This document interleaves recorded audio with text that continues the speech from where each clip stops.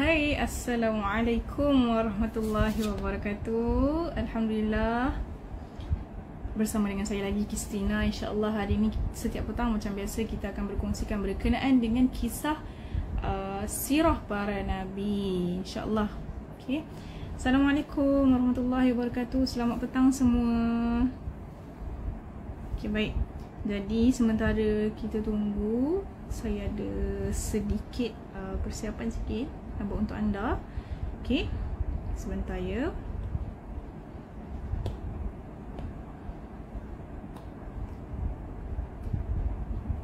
Kalau anda berkesudian nak bantu saya, anda boleh share link live di IG ni. Okey, share link, okey, hantar kepada kawan-kawan ataupun anak-anak, okey, ataupun sesiapa sahaja yang anda rasa macam nak kongsikan. Okey, kita akan mulakan hari ini kisah berkenaan dengan Nabi Ayub alaihi salam. Okey, Waalaikumsalam warahmatullahi wabarakatuh. Okey, sebentar ya.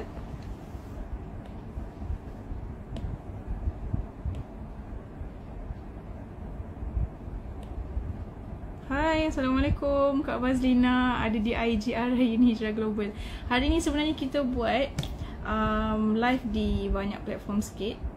Okay, kita ada di Arayan Hijrah, IG, Instagram Arayan Hijrah. Kita ada juga dekat Instagram Arayan Hijrah Global, Arayan Hijrah Global Sendirian Berhad. Dan juga kita buat di TikTok.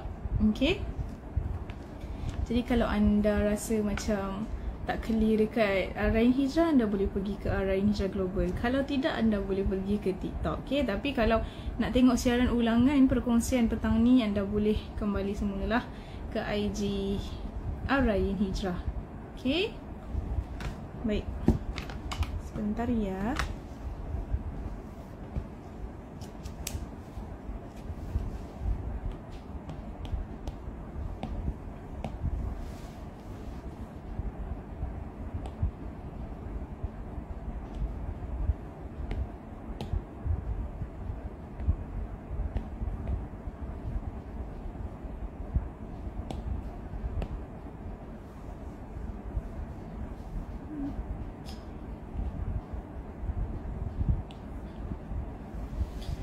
Okay, Assalamualaikum warahmatullahi wabarakatuh. Kak Fazlina, sihat ke hari ni? Alhamdulillah saya sihat. Alhamdulillah, lega hari ni, sihat sikit. Tak adalah rasa macam berat nak apa? Tak adalah rasa berat nak buat perkongsian hari ni. Tapi semalam tu pun saya struggle juga untuk teruskan perkongsian. Okay, sekejap saya nak prepare sesuatu. Okay, sebentar ya.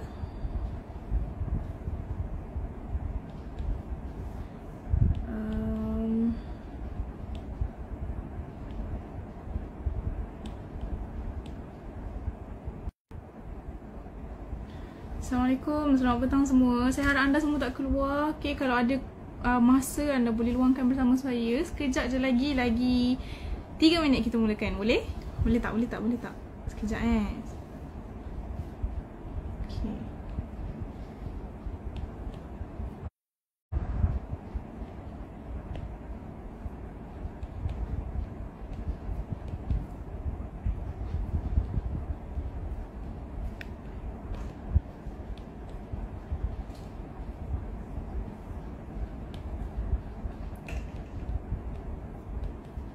Okay, baik, kita mulakan. Okay, bismillahirrahmanirrahim. Baik, sebelum kita mulakan kita punya perkongsian hari ni, sama-sama tanda tangan semua. Okay, kita mulakan dengan bacaan doa. Bismillahirrahmanirrahim. Alhamdulillahirrabbilalamin, Ar-Rahmanirrahim, Maliki yawmiddin, Iyyaka na'budu wa iyyaka nasta'in, Ihdinas siratal mustaqim, siratal ladzina an'amta 'alaihim ghairil maghdubi 'alaihim waladdallin. Bismillahirrahmanirrahim. Allahumma iftah 'alaina hikmataka wa anshur 'alaina min khaza'in rahmatika ya arhamar rahimin. Rabbi shrah li sadri wa yassir li amri wahlul 'uqdatam min lisani yafqahu qawli. Allahumma faqihna fid din wa 'allimna ta'wil. Allahumma faqihna fid din wa 'allimna ta'wil. Allahumma faqihna fid din wa 'allimna ta'wil. Amin amin ya rabbal alamin. Amin. Baik, alhamdulillah. Boleh kita mulakan ke? Okay. Baik, jadi hari ni kita akan mulakan dengan kisah yang baru, di mana hari ni saya nak kongsikan dengan anda semua berkenaan dengan kisah Nabi Ayub AS. Okay. Mungkin anda semua, sebab kita kan selalu duk dengar berkenaan dengan kisah-kisah Rasul Ulul Azmi kan. Okay. Jadi ada beberapa kisah berkenaan dengan Nabi yang lain-lain. Okay, dalam 25 orang Nabi ni mungkin kita ada yang samar-samar tentang kisah sirahnya, betul? Okay. Jadi hari ni saya nak kongsikan dengan anda, nak bagi anda ingat balik. Mungkin anda pernah belajar sebenarnya anda pernah dengar, tapi saya akan cerita semula. Jadi luangkan masa anda sedikit bersama saya hari ni. Kita nak bercerita berkenaan dengan kisah Nabi Ayub. Tetapi sebelum tu, okay, saya nak anda ingat berkenaan dengan kisah Nabi Yusuf yang telah saya kongsikan semalam. Okay. Semalam saya cerita berkenaan dengan apa? Dengan kisah Nabi Yusuf berkahwin dengan Siti Zulaikha, iaitu ibu angkat baginda sendiri. Okay. Jadi Nabi Yusuf berkahwin dengan Siti Zulaikha setelah baginda keluar daripada penjara, ataupun pada ketika itu Nabi Yusuf AS telah pun menjadi Menteri Ekonomi Mesir. Okay. Dan Allah berikan mukjizat untuk Nabi Yusuf AS, di mana Allah kembalikan kegadisan buat Siti Zulaikha. Jadi Siti Zulaikha nampak seperti awet muda, masih nampak seperti remaja. Okay, jadi pada waktu itulah baru Nabi Yusuf AS setelah dia menjadi suami kepada Siti Zulaikha, barulah mula perasaan ataupun jatuh cinta Nabi Yusuf terhadap isterinya Siti Zulaikha. Okay. Waalaikumsalam, selamat petang. Apa khabar? Waalaikumsalam. Okay. Dan kita tengok balik semalam saya ada kongsikan di mana mukjizat Nabi Yusuf. Okay. Yang pertama, semalam saya kongsikan 3. Okay. Yang pertama adalah Nabi Yusuf memiliki ketampanan yang sangat luar biasa. Yang kedua, Nabi Yusuf punya pakaian, okay, bila diletakkan pada mata, pada wajah Nabi Yaqub AS, iaitu bapa kepada Nabi Yusuf AS, maka pulihlah mata bapanya yang buta pada asalnya. Okay, bukan pada asalnya. Okay, Nabi Yaqub AS sebelum tu tak buta, cuma dia buta kerana atas sebab-sebab yang tertentu, yang mana dia kehilangan isteri dia, okay, dan kehilangan anak dia, Nabi Yusuf. Okay, dan disebabkan itulah Nabi Yaqub AS menjadi buta dan akhirnya kembali boleh lihat semula. Okay. Baik. Lagi satu, apa lagi yang saya kongsikan semalam berkenaan dengan mukjizat Nabi Yusuf. Okay. Nabi Yusuf, Allah berikan dia kelebihan, okay, dalam mentadbir mimpi. Kita tahu berkenaan dengan Nabi Yusuf boleh takbir mimpi. Dan kisahnya ada diceritakan sewaktu Nabi Yusuf masuk penjara, dia takbir mimpi 2 orang banduan, dan juga Nabi Yusuf AS mentadbir mimpi Raja Mesir sendiri. Okay. Baik. Jadi sikit lagi, okay, Nabi Yusuf AS wafat bila? Nabi Yusuf AS wafat, okay, pada umurnya ketika berusia 110 tahun. Okay. Dan baginda meninggal dunia. Setelah baginda meninggal dunia, sebelum baginda meninggal dunia, baginda telah menyebut tentang kelahiran Nabi Musa. Dan di sini kita boleh lihatlah bahawa mungkin ini adalah daripada tafsiran mimpi ataupun tabir mimpi yang Nabi Yusuf AS tafsirkan. Okay. Dan jenazah Nabi Yusuf AS dikebumikan di tebing sungai Nil. Okay. Dan akhirnya maka baginda telah jatuh ke dalam sungai Nil, dan peti jenazah tersebut bersemadi di dasar laut. Okay, dan pada zaman Nabi Musa AS, baginda telah mengambil kembali peti jenazah Nabi Yusuf AS. Okay. Lalu dibawa balik ke Baitul Muqaddis dan dikebumikan semula di sana. Waalaikumsalam warahmatullahi. Hai Kak Mazlina. Waalaikumsalam Arif. Okay. Baik. Kita dah buat apa? Kita cerita sikit lah kan pasal perkongsian semalam supaya anda lebih, orang kata, ingat. Okay, dan hari ni kita masuk dalam kisah Nabi Ayub pula. Baik, kita mulakan. Jadi Nabi Ayub ni siapakah dia? Nabi Ayub adalah cicit kepada Nabi Ibrahim Khalilullah alaihissalam, Abul Anbiya dan Abu Du'afah. Okey, Abul Anbiya dan Abu Du'afah. Nama ini diberikan kepadanya adalah kerana baginda putera kepada Aish bin Ishaq bin Ibrahim. Okey. Jadi keturunan Nabi Ayub alaihissalam ni, keturunan dia daripada ayah, bukan daripada ayah, daripada datuk, daripada moyang. Okey, daripada datuk dan moyang, keturunannya adalah para nabi dan rasul. Okey, dan isteri baginda pula, isteri baginda adalah cucu kepada Nabi Yusuf alaihissalam. Okey, cucu Nabi Yusuf, iaitu Rahmah binti Afraim. Yang kita tahu Nabi Yusuf memiliki 2 orang anak lelaki dan seorang anak perempuan, kan? Okey, jadi daripada Afraim ni, daripada sulbi Afraim, okey, ada anak perempuan yang bernama Rahmah, dan anak perempuan tersebut adalah isteri kepada Nabi Ayub alaihissalam.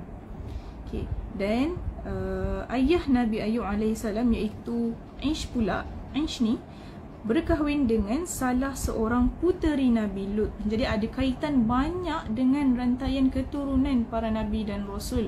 Nak asar dah kalau anda nak lihat lagi video ni nanti lepas live nanti boleh tengok balik video, tak ada masalah. Boleh pergi solat asar terlebih dahulu. Okay, baik, jadi saya nak tulis sikit kat sini supaya anda lebih jelas.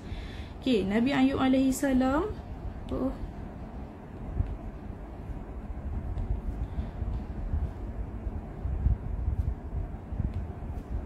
Nabi Ayub alaihissalam, bapa dia adalah Aish. Okey, seterusnya malam buat live tak boleh. Saya tak boleh buat live malam sebab kita di sini ada schedule. So kena ikut schedule lah. Okey, sebab malam itu Datin punya part. Malam kita tak boleh nak kacau. Semua orang nak tengok Datin nanti, kesian Datin. Okey, Nabi Aish adalah ayah. Minta maaf lah, saya rasa macam awkward tulis di sini. Okey, seterusnya Nabi Ishaq adalah datuk. Kalau lah boleh keluar kan apa yang saya tulis ni dekat skrin, boleh sebenarnya. Dan seterusnya Nabi Ibrahim adalah moyang. Okey, Allahu Akbar. Kes bermalam di rumah Datin ke? Iya saya. Sebelum PKP lagi saya di sini. Jadi kita work from home. Moyang. Okey. Maafkan saya kalau tulisan saya di sini nampak pelik. Okey. Jadi ini dia Nabi Ayub. Terbalik kan? Macam tengok muka saya pun dah gelap. Nabi Ayub Aish iaitu ayah kepada Nabi Ayub, Nabi Ishaq datuk kepada Nabi Ayub, dan kemudian Nabi Ibrahim moyang kepada Nabi Ayub. Terbalik lah. Bila dalam live dia jadi nampak terbalik. Saya tak pasti. Tolong bantu saya kalau ada cadangan. Okay, saya tahu rantaian daripada keturunan Nabi Ayub ni adalah para Nabi. Okay, dan seterusnya kita tengok lagi. Kita tengok tadi saya cakap berkenaan dengan isteri. Okay, jadi isteri Nabi Ayub alaihissalam, kita pergi daripada Nabi Yusuf. Nabi Yusuf.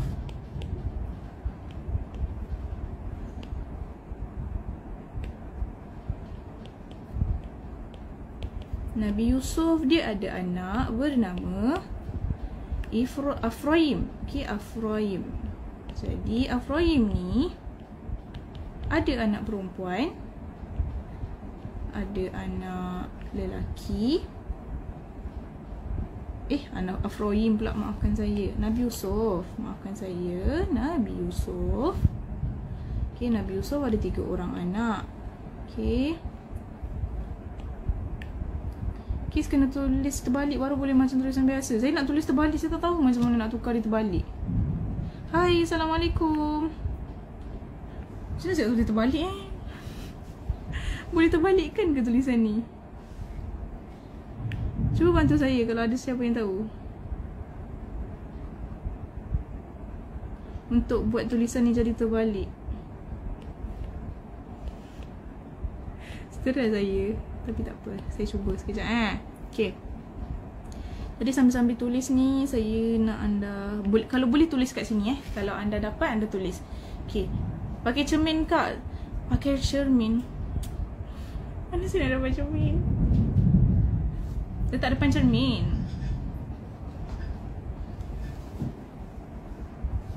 Sebaik cermin saya dekat sini. Waalaikumsalam. Selamat petang. Sekejap Kalau boleh lah kan. Kalau boleh.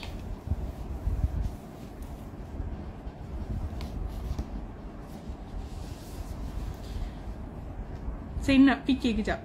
Kalau saya letak di hadapan anda. Sebentar ya, saya cuba.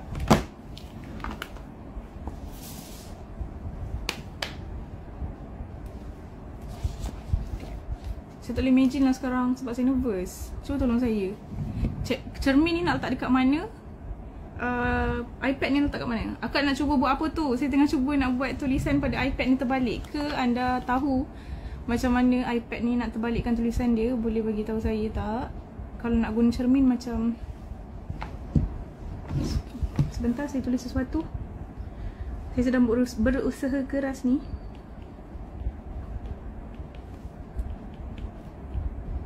Nak tulis pun satu hal. Kalau saya ke sini,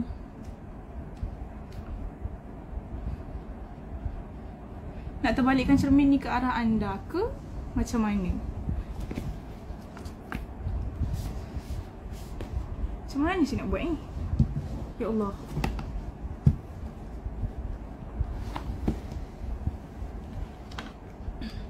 Tadi pada live Aisyah, kalau anda ada perasan, saya tak pasti kenapa ada orang yang komen benda yang bukan-bukan. Kenapa pendek betul. Tak tahulah.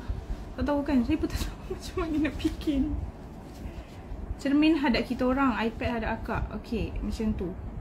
Nampak ke? Nampak tak? Macam kurang jelas je. Betul? Terima kasih bagi cadangan sebab saya jauhnya nak menulis. Nanti tulisan saya macam mana ni? Okay. Nampak ke? Cantik nampak? Kak tengok, saya tu dah berusaha keras nak reflectkan benda ni dekat IG. Kenapa? Sebab kalau kita pakai iPad, lepas tu kita terbalikkan tengok ke. Oh, dia terbalik ya? Dia terbalik. Dah buat live ke? Dah. Dah habis dah? Belum, tengah buat. Saya macam baru di suku. Baru? Baru di suku-suku. Baru nak boleh lah sebenarnya. Nampak ke? Kenapa saya rasa macam saya nak tulis ni yang problem sikit. Okay, tak apa, saya cuba. Okay, jadi Nabi Yusuf. Sabar kejap, boleh saya tulis? Maaf saya first time nak tulis-tulis macam ni dalam live, jadi nervous. Okay, jadi Nabi Yusuf ada anak bernama Ifrashim, iaitu sama je lah, nama dia Afrayam. Okay, Ifrashim lagi seorang Afram ke? Tak silap saya.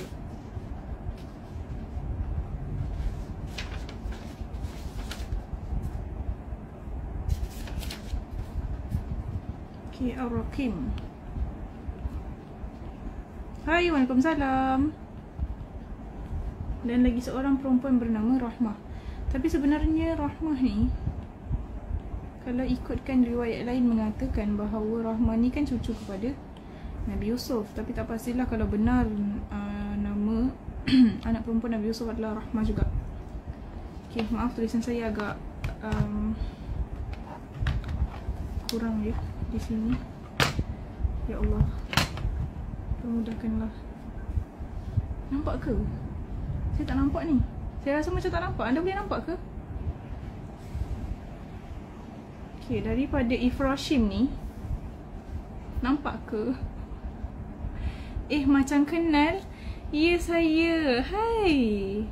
Akak cakap je saya faham. Akan ada lagi ke orangnya di sini? Kejap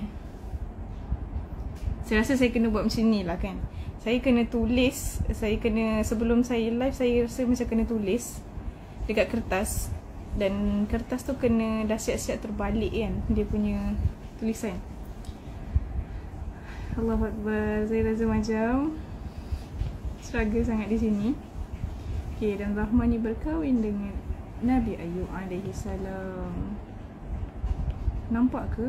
Tak nampak kan? Silau. Betul. Saya pun rasa macam mana tak nampak ni sebenarnya.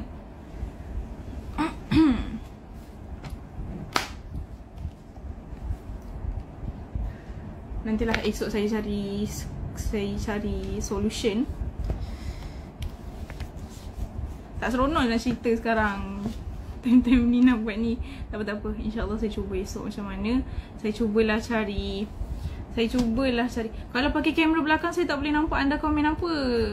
Macam mana saya nak ni? Ya, saya kena buat persediaan dulu. Tak apa. Jangan risau. Jangan panik, nanti saya panik. Okay, tak apa. Kita tengok balik kisah hari ni. Astagfirullahalazim. Kita tengok satu-satu. Okay, saya nak cakap dengan anda, Nabi Ayub alaihi salam, bapanya adalah bapa kepada Nabi Ayub alaihi salam. Maafkan saya, bapa kepada Nabi Ayub. Kita fokus boleh? Maafkan saya. Nabi Ayub bapanya adalah Ish, dan datuk kepada Nabi Ayub adalah Ishaq alaihi salam. Kemudian moyang kepada Nabi Ayub alaihi salam adalah Nabi Ibrahim alaihi salam. Okey, dapat tu. Okey. Saya rasa lah. Nanti kena cari apps yang boleh terbalikkan huruf dan sebagainya ni. Saya sejuk ni. Hai, Assalamualaikum. Baik. Jadi itu satu anda dah nampak kan? Okey, baik. Dia seterusnya saya nak cakap lagi satu jaluran ni. Nabi Yusuf alaihi salam ada anak lelaki bernama Afrayam. Dan Afrayam ini mempunyai anak perempuan bernama Rahmah. Okey. Boleh tak anda tuliskan kalau anda rasa faham? Faham kan? Okey. Nabi Yusuf ada anak lelaki. Anak lelaki dia bernama Afrayam. Afrayam ni ada anak perempuan bernama Rahmah, dan Rahmah ni lah yang berkahwin dengan Nabi Ayub alaihi salam. Okey, jelas? Okey, saya rasa jelas. Baik. Jadi seterusnya, baik, jadi ayah Nabi Ayub pula. Okey, ini poin yang ketiga. Okey, poin yang ketiga. Ayah Nabi Ayub berkahwin dengan salah seorang puteri Nabi Lut alaihi salam. Okey, Nabi Lut ada anak perempuan. Okey, dan anak perempuan tersebut berkahwin dengan ayah Nabi Ayub alaihi salam.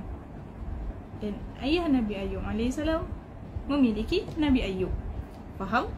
Okey, faham. Dan Nabi Ayub alaihi salam adalah saudara sepupu merangkap cucu menantu kepada Nabi Yusuf. Faham tak? Okey, saya baca lagi sekali. Nabi Ayub alaihi salam adalah saudara. Okey, saudara. Jom kita tengok balik. Saudara. Saya tak boleh fokus.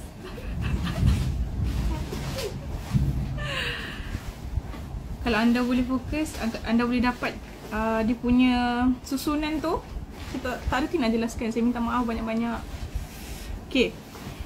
Nabi Ayub AS adalah saudara sepupu merangkap cucu menantu kepada Nabi Yusuf. Kenapa cakap cucu menantu dekat sini? Sebab Nabi Ayub AS kahwin dengan cucu Nabi Yusuf. Okay, cucu menantu. Okay. Baik. Dan seterusnya cucu kepada Nabi Lut AS dari pihak ibunya. Faham cikgu? Saya rasa nak menangis lah kat sini. Tak boleh nak lukis tu, nak bagi anda nampak. Kalau nak cakap tu saya takut berbelit-belit. Okay. Jadi Nabi Ayub AS ni, Okay, seorang manusia yang sangat bertuah. Okay, kalau anda dengar dan faham apa yang saya kongsikan berkenaan dengan jalur keluarga baginda, okay, daripada isteri, daripada ayah baginda sendiri, okay, daripada baginda sendiri, yang mana keturunan dia memang daripada para nabi dan rasul. Jadi kita boleh lihat dekat sini, Nabi Ayub AS memiliki kemuliaan yang sangat sempurna lah, sebab daripada semua keturunan baginda, daripada ceruk mana-mana sekalipun ada para nabi dan rasul. Okay, baik. Dan baginda sendiri seorang nabi dan rasul. Datuk baginda iaitu Nabi Ishaq alaihissalam adalah juga sebagai nabi dan rasul besar, manakala moyang baginda Nabi Ayub adalah Nabi Ibrahim alaihissalam, iaitu seorang nabi besar dan rasul teragung yang bertaraf ulul azmi, rasul ulul azmi. Nombor 2 selepas Nabi Muhammad sallallahu alaihi wasallam. Dan bapa saudara baginda iaitu Nabi Yaqub alaihissalam adalah seorang nabi dan rasul juga. Okey, bapa saudara baginda. Boleh jelas tak? Boleh nampak tak kenapa dikatakan di sini Nabi Yaqub alaihissalam adalah bapa saudara baginda? Nabi Yaqub, tadi saya boleh ni tahu, saya boleh imagine tahu benda tu. Tapi sekarang saya tak boleh nak imagine, tak tahu kenapa. Tangan saya sejuk. Okey. Bapa saudara Nabi Yaqub alaihissalam. Bapa saudara baginda adalah Nabi Yaqub alaihissalam, dan juga keturunan para nabi jugalah. Okay, tak apa, saya sambung. Esok saya sediakanlah mungkin orang kata apa, tree tu, apa salah-salah keluarga tu, insyaAllah saya cuba buat. Okay, baik. Datuk saudara baginda adalah Nabi Ismail alaihissalam. Ya Allah ya Tuhanku, kenapa tadi saya jelas nampak benda ni tadi, tapi sekarang bila nak jelaskan susah. Dan datuk saudara baginda adalah Nabi Ismail alaihissalam, merupakan moyang kepada Nabi teragung Muhammad sallallahu alaihi wasallam. Okey. Dan datuk mertua baginda iaitu Nabi Yusuf alaihissalam adalah seorang nabi dan rasul jugalah, seperti yang saya cakap tadi. Okey, dan pendek kata Nabi Ayub alaihissalam ni memiliki kemuliaan, kekerabatan, kenabian dan kerasulan daripada segala sudut dan tali kekeluargaan. Okey. Baik, jadi kita dah nampak Nabi Ayub ni mempunyai tali kekeluargaan yang mana mereka daripada kalangan orang-orang ataupun orang-orang yang diangkat menjadi para nabi dan rasul kan. Okey. Nabi Ayub alaihissalam ni juga ayahnya iaitu Aish ni tadi, walaupun bukan nabi dan rasul, okey, sebenarnya ayah baginda merupakan seorang raja, iaitu raja bagi negeri Rom. Nabi Ayub yang kena penyakit kudis kan? Betul? Ya saya. Okey. Waalaikumsalam. Selamat petang. Okey. Jadi ayah kepada Nabi Ayub AS ni yang bernama Aish ni merupakan raja bagi negeri Rom yang pertama, okey, dalam sejarah. Okey, dan kerana itu tentulah ayah baginda adalah seorang yang kaya raya. Okey. Dan Nabi Ayub AS pun dikatakan seorang nabi dan rasul dan kaya raya. Okey.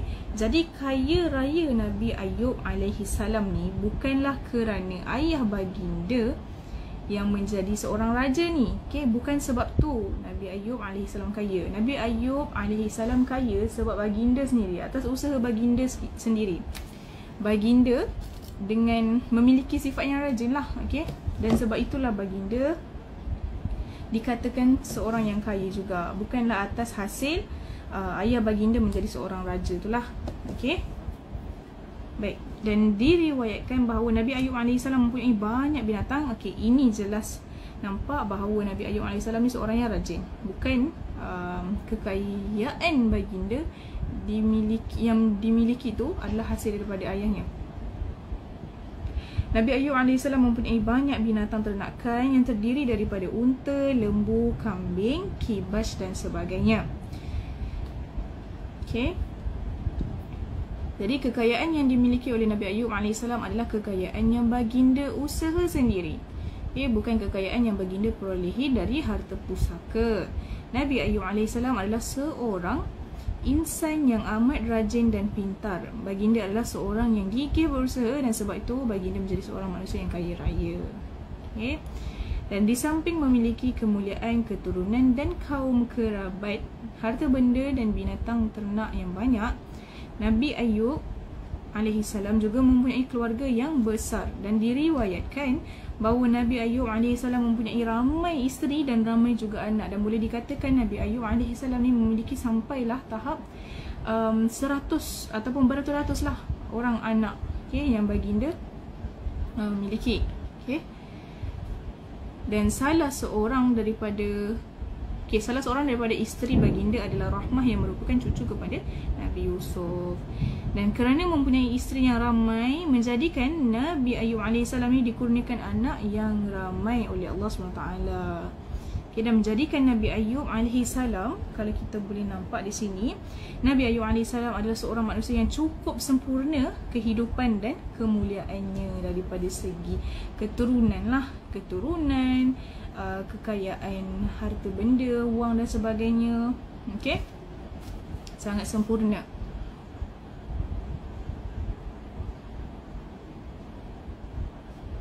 Okay, sungguh pun Nabi Ayub AS memiliki darjat kemuliaan dari aspek keturunan, kekayaan dan anak pinak. Namun baginda tak pernah lupa kepada Allah. Ini yang anda kena lihat daripada kisah Nabi Ayub, yang mana Nabi Ayub kaya macam mana pun baginda, banyak mana pun anak yang Allah beri kepada baginda, okay, baginda tak pernah berhenti bersyukur. Baginda seorang yang sangat bersyukur. Sebab apa? Waalaikumsalam warahmatullahi wabarakatuh. Sebab apa? Baginda ni walaupun kaya ataupun tidak, baginda tetap menjalankan amanah baginda kepada Allah SWT. Okay, bangun malam, solat tahajud dan sebagainya. Mulut tak pernah berhenti berzikir. Okay, baik.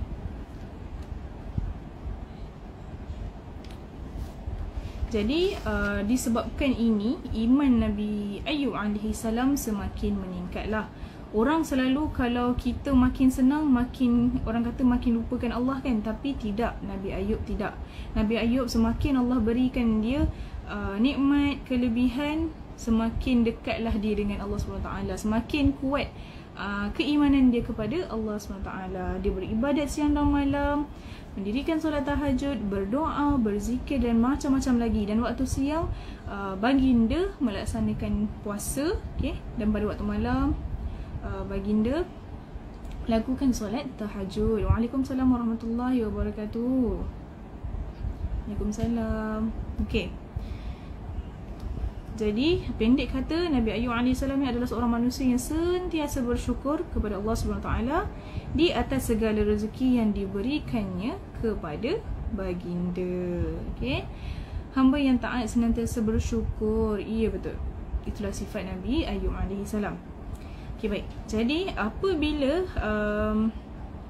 dapat dilihat Nabi Ayub ni sebegini, kesalehan Nabi Ayub AS ni dan taatnya baginda dalam beribadat kepada Allah Ta'ala, okay, dan taatnya baginda kepada Allah juga, okay, berzikir kepada Allah, dan juga walaupun baginda kaya, baginda tak pernah lupa untuk menderma, okay, dan sifat kedermawanan baginda tu sangatlah dipuji, okay, oleh siapa? Oleh para malaikat di langit, okay, sampai makhluk di langit pun tahu, okay, sifat Nabi Ayub AS ni macam mana. Walaupun dia beri banyak nikmat oleh Allah SWT, tak pernah dia lupa kepada Allah, tak pernah dia tinggalkan ibadat dia, tak pernah dia rasa tinggi diri dan sebagainya. Okay, jadi mereka memuji-muji, iaitu malaikat lah. Malaikat memuji-muji kesalehan, kemuliaan keturunan dan kekayaan serta ramainya anak Nabi Ayub ni, okay, yang menambahkan lagi kemuliaan baginda.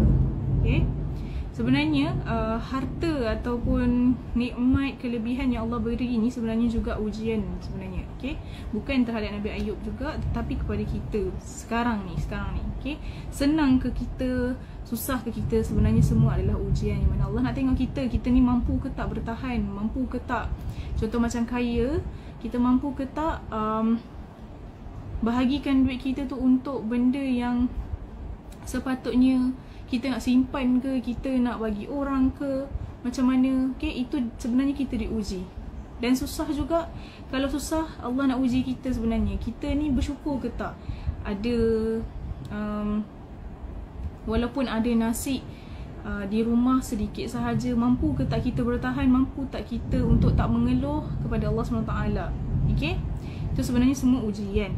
Tapi Nabi Ayub AS ni, walaupun apa pun yang dia ada, apa pun yang dia tak ada, dia masih bersyukur kepada Allah, walaupun Allah bagi nikmat yang sangat banyak kepada dia.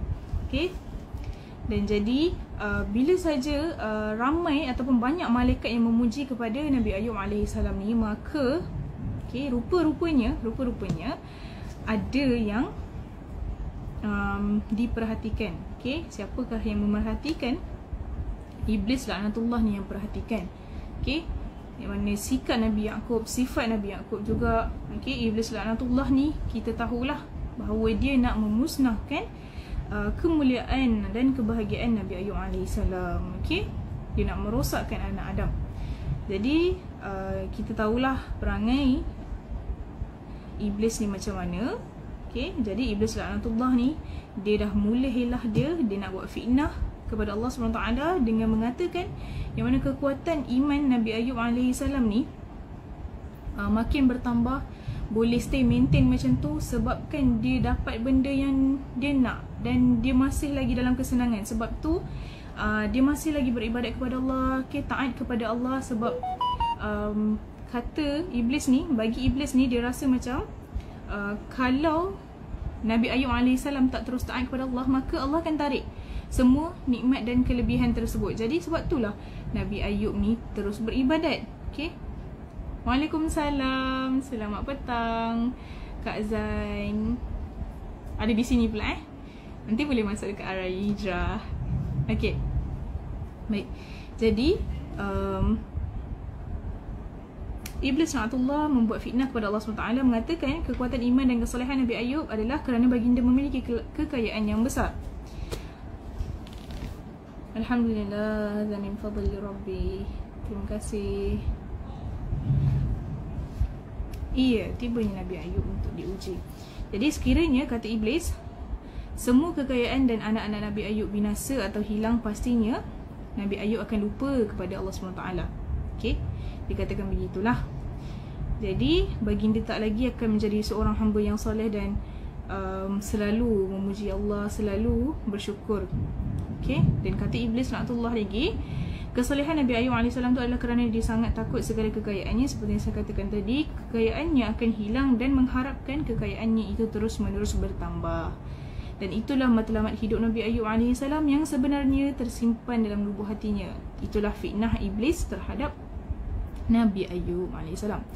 Jadi Iblis pun meminta izin kepada Allah SWT untuk musnahkan kesemua harta kekayaan dan juga anak-anak Nabi Ayub AS, bagi membuktikan kepada Allah bahawa Nabi Ayub ni sebenarnya tak adalah beriman mana pun. Dia selagi ada ada harta, bolehlah dia beriman kan. Macam tu. Okay, jadi Iblis ni nak buktikan yang Nabi Ayub ni sebenarnya kalau tak ada harta dia tak akan beriman. Dia lakukan sesuatu. Okay, jadi untuk menunjukkan kepada Iblis laknatullah siapakah Nabi Ayub AS ni yang sebenarnya, maka Allah SWT pun bagi izin lah, bagi izin kepada Iblis untuk merosakkan ataupun memusnahkanlah segala harta Nabi Ayub AS. Okay, dan langkah pertama yang diambil oleh Iblis laknatullah ialah dengan membinasakan kekayaan Nabi Ayub AS. Okay, dia musnahkan kekayaan Nabi Ayub. Satu persatu ternakan Nabi Ayub mati setiap hari. Okay, dan Nabi Ayub AS melihat semua kejadian ni dengan hati yang sangat sedih lah. Biasalah, dia dah usahakan segalanya dengan kudarat dia, okay, dan segalanya, tetapi akhirnya semua ternakannya mati. Okay, dan apa yang perlu baginda lakukan ialah berusaha lagi mencegah untuk binatang ni daripada terus mati. Baginda dah usaha banyak dan banyak kali tetapi tak dapat bertahan juga, dan semua ternakannya habis mati. Okay, dan Nabi Ayub AS pun setelah apa yang berlaku, dia pun menerimalah segalanya dengan takdir yang dia terimalah semua yang berlaku ni dengan redha. Okey, dengan redha diterima. Okey. Jadi Iblis laknatullah ni nakkan Nabi Ayub ni kecewa lagi. Okey, dan supaya Nabi Ayub tak sebut lagi nama Allah SWT. Okey. Disebabkan dia lihat Nabi Ayub ni masih lagi taat kepada Allah, masih lakukan ibadatnya seperti biasa. Okey, dia hanya redha sahaja dengan apa yang berlaku. Lalu apa yang Iblis buat lagi? Okey, dia musnahkan pula anak-anak Nabi Ayub alaihi salam. Okey. Jadi okey, sebentar ya. Okey. Jadi Iblis laknatullah ni setelah dia musnahkan semua harta benda kekayaan Nabi Ayub AS, dia pergi pula ke helah lain untuk memusnahkan anak-anak Nabi Ayub AS. Sampailah tinggal isteri-isteri Nabi Ayub sahaja. Okey. Jadi Iblis laknatullah sangat sakit hati melihat Nabi Ayub AS tidak merungut-rungut terhadap Allah SWT. Dia lihat Nabi Ayub tak sedikit pun lupa kepada Allah. Okey, sebab itu pun niat dia nak merosakkan iman Nabi Ayub AS. Okey. Dan masih lagi Nabi Ayub AS lidahnya terus berzikir, hatinya tak sedikit pun lupa ataupun marah kepada Allah, sikit pun tidak. Okay, bahkan Nabi Ayub AS semakin redha dan solat malamnya semakin terus menerus dikerjakan. Okay, Nabi Ayub AS tak pernah tidur ataupun malas bangun malam kerana sedih. Okay, Nabi Ayub bukanlah seorang yang sebegitu sekali. Baik, perkongsian yang bagus, terima kasih. Okay. Jadi setelah Nabi Iblis laknatullah gagal, okay, nak musnahkan kekayaan dan segala, bukan gagal, maksudnya Iblis laknatullah ni dia gagal untuk menggoyahkan iman Nabi Ayub AS. Apa lagi yang dirancangkan? Okay, dia sangat hairan sebenarnya. Iblis sangat hairan melihat Nabi Ayub masih juga tetap redha dengan kematian anak-anak baginda. Okay, baginda mengatakan bahawa semua anak-anak baginda adalah kurniaan Allah. Jadi itu hak Allah lah untuk mengambil anak-anaknya semula. Okay. Jadi kesabaran Nabi Ayub AS di dalam menghadapi bala yang tidak tertanggung oleh insan-insan yang lain ini telah membuat Iblis semakin lagi marah, dan Iblis buat lagi helah dia. Apa lagi yang dibuat? Dia gagal menjadikan Nabi Ayub memusuhi Allah SWT dan berhenti beribadat kepada Allah. Jadi apa yang seterusnya taktik Iblis ni, okay, kali ini sangat teruklah tak sama berbanding dengan taktik Iblis sebelum ni, memusnahkan segalanya. Dan kali ini Nabi Ayub AS mendapat penyakit kulit. Okay, penyakit kulit. Jadi Nabi Ayub AS pun ditimpa penyakit kulit yang teruk. Dia nak Nabi Ayub AS sakit dan terseksa hidupnya.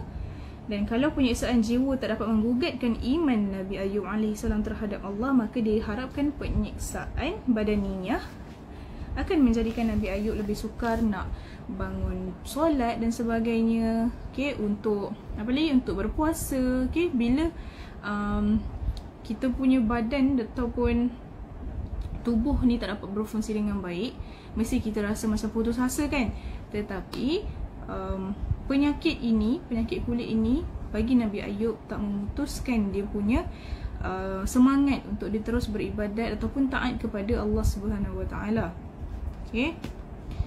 Jadi isteri-isteri baginda Nabi Ayub AS masih tetap setia merawat baginda, tapi lama kelamaan setelah mendapati sakit suami mereka tak juga semakin sembuh, jadi seorang demi seorang isteri Nabi Ayub AS mula meninggalkannya. Okay, dan akhir sekali siapa yang tinggal?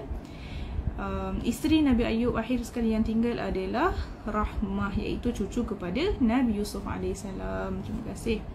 Waalaikumsalam warahmatullahi wabarakatuh. Okay, baik. Dan setelah berlalu 6 tahun lebih, mulalah Siti Rahmah meninggalkan juga suaminya.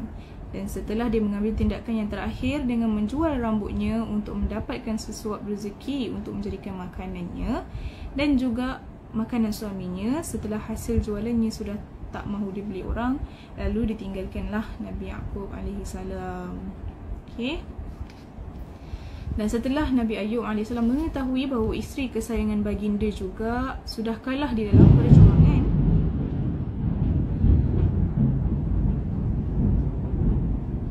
okey, jadi setelah Nabi Ayub AS mengetahui isteri kesayangan baginda dah kalah dalam perjuangan dalam menentang ujian Allah SWT ke atas diri baginda, jadi Nabi Ayub AS pun bersumpah, bersumpah untuk memukul isterinya itu sekiranya baginda sembuh daripada penyakit sebanyak 100 pukulan. Dan kata Nabi Ayub sebegini, sekiranya aku sembuh, nescaya aku akan memukulnya sebanyak 100 pukulan. Kemudian setelah Nabi Ayub AS sudah tak ada lagi tempat bergantung kecuali hanya Allah SWT, maka Nabi Ayub barulah mengadu penderitaannya kepada Allah.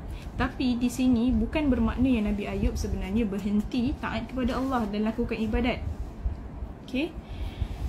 Dan dalam Al-Quran, dalam surah Sad ayat yang ke-41 yang bermaksud, dan ingatlah ketika Ayub berseru kepada Tuhannya, wahai Tuhanku, sesungguhnya aku telah dikenakan oleh syaitan dengan penyakit dan azab. Okay. Dan ayat lain dalam surah Al-Anbiya ayat ke-83 hingga 84 yang bermaksud sebegini, dan ingatlah kisah Nabi Ayub ketika ia menyeru Tuhannya dengan berkata, sesungguhnya aku ditimpa kemelaratan, yakni penyakit. Sesungguhnya engkaulah yang lebih penyayang dari semua yang penyayang. Maka kami, yakni Allah SWT, perkenankan permintaannya. Maka kami, yakni Allah SWT, hilangkan apa yang menjadi kemelaratan penyakit di atas dirinya. Dan kami, yakni Allah SWT, berikan kurniakan anak-anak yang lain dan mengembalikan isterinya kepada keluarganya, dan kami lipat gandakan bilangan mereka sebagai satu rahmat dari sisi kami untuk menjadi peringatan kepada semua orang-orang yang menyembah Allah. Okay. Jadi pengaduan Nabi Ayub AS, bukanlah kerana sebelum ni Nabi Ayub tak teruskan ibadatnya ataupun ketaatannya kepada Allah, tapi kali ni Nabi Ayub rasa sedih lah. Rasa sedih sebab baginda tinggal bersendirian setelah ditinggalkan oleh isteri kesayangannya. Lalu baginda mengadu lagi lah kepada Allah. Bukannya baginda tak mengadu, bukannya baginda tak berdoa, baginda berdoa, tetapi kali ini Allah catatkan dalam ayat Quran yang mana Allah nak kembalikan segala-galanya kepada Nabi Ayub balik. Okay. Jadi dalam pengaduan tersebut, Nabi Ayub AS minta dua perkara. Apa yang Nabi Ayub minta? Nabi Ayub minta juga untuk lidah, untuk penyakit tu tak merosakkan lidah baginda, dan juga supaya badan, macam ni katanya. Diriwayatkan ketika Nabi Ayub AS semakin dimamah penyakit yang mengakibatkan kehilangan daging sedikit demi sedikit, maka baginda meminta kepada Allah supaya biarlah seluruh badan baginda hancur, tak apa. Tetapi dua perkara ini janganlah hancur, iaitu lidah dan juga hati. Kerana hati baginda untuk baginda berpaut kepada Allah, untuk baginda beriman terus kepada Allah SWT, dan lidah tu pula untuk baginda tak henti berzikir kepada Allah. Jadi sebab itulah Nabi Ayub AS dia minta dua benda ni supaya jangan hancur. Walaupun jasadnya boleh dimamah oleh penyakit tersebut, tapi janganlah hatinya dan juga lidahnya. Dan Nabi Ayub AS pun mula mengadu kepada Allah, dan setelah semua isteri baginda menghilang diri, maka ketika itu tak ada lagi tenaga zahir yang dapat membantu baginda dalam menghadapi kehidupan. Maka setelah semua bantuan zahir lenyap, ketika itu barulah Nabi Ayub AS mahu Allah SWT menjaga baginda sama seperti isteri baginda Rahmah menjaga dan merawat baginda sebelum dia jemu dan tinggalkan Nabi Ayub alaihissalam. Okey.